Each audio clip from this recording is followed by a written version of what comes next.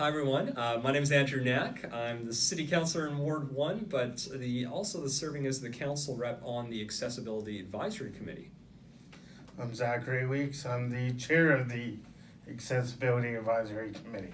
So we thought we'd do this conversation because I wanted to let people learn more about our agencies, boards, and commissions, and particularly the ones that I'm fortunate enough to sit on as the council representative.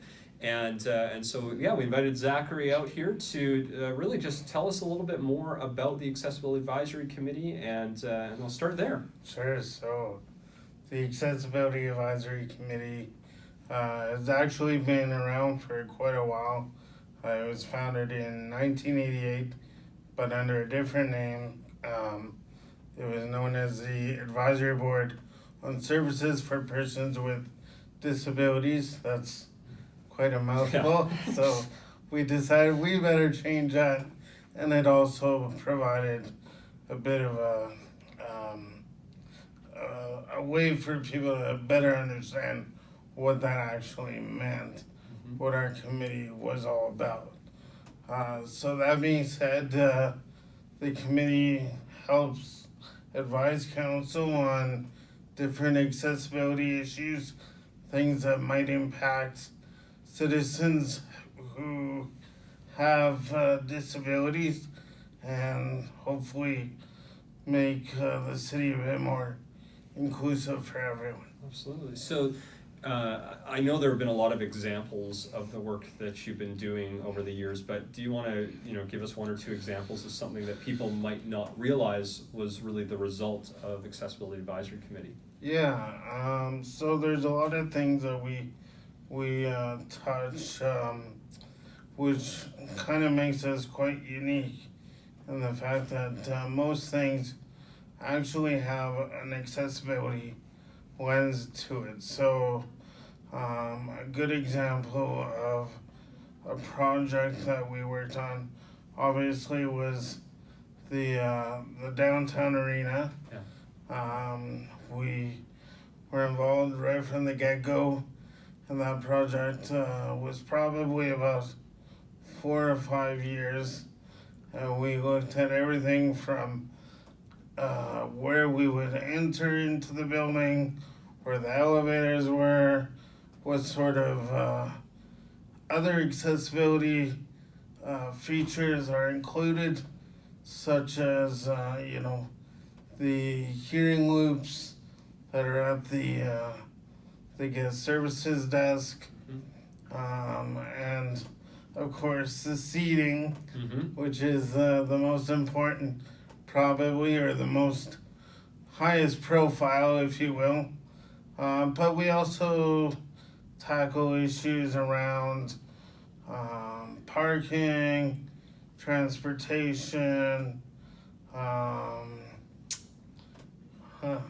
No, that's good. So, yeah. So the idea is hopefully that when these projects or new policies are coming forward, the city staff responsible for them are sort of proactively engaging with the advisory committee to help make sure it works for everyone. Is that right? So that's one of the key things that we're always trying to work towards is early consultation, early engagement, making our city departments, our citizens aware of the different things that they have to consider when it comes to providing a service or building a new building, for example.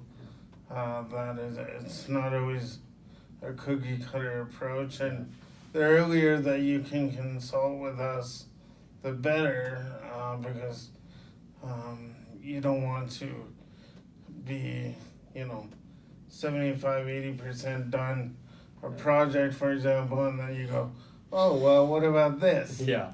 And then we're like, well, it's going to end up going this way and cost that much, and nobody's happy. It takes more time, nobody's happy. Yeah, so it's important for that early engagement. One of my last questions, so, I've only been going to the advisory committee meetings for a few months now. But I've started to hear from people throughout the city about different issues. And so one question I have is that if somebody, maybe they're not on the committee now, they might want to apply in the future, which is a separate piece, but if they have an issue or a topic that they feel isn't being addressed to help improve accessibility, are there ways that people can engage with the advisory committee to share their feedback? What's the best route for that? Just like most anything, reaching out to us via social media or contacting 311 via email. They can also email us at accessibility@edmonton.ca. But yeah, we have, 15 members of different backgrounds and experiences, all have either a disability or direct experience related to disability, so why not reach out and Absolutely, yeah. let's all work together. Well, thank you for that. And yeah, I mentioned that this for me has just been a few months that I've been going to these meetings, and in a very short amount of time I've learned a lot of things actually, and things that I frankly probably should have known about a lot earlier, but it's good to be able to go and understand that and use that information to help inform a lot of the policy discussions that we're having.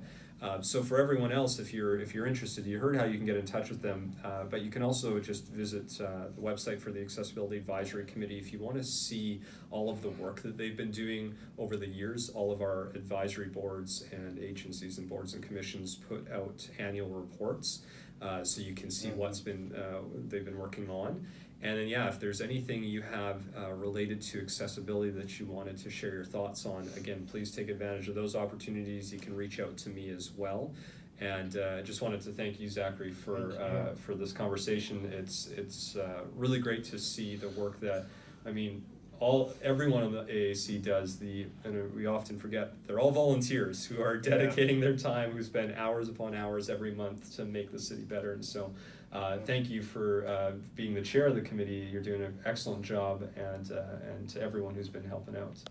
Well, thank you for your advice as well, and we definitely appreciate having you as our council rep, and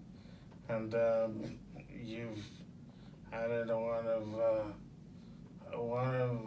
value to our conversations as well, and we've learned a lot in terms of what your role can be to help make the city a better place. Awesome. Well, thanks, everyone.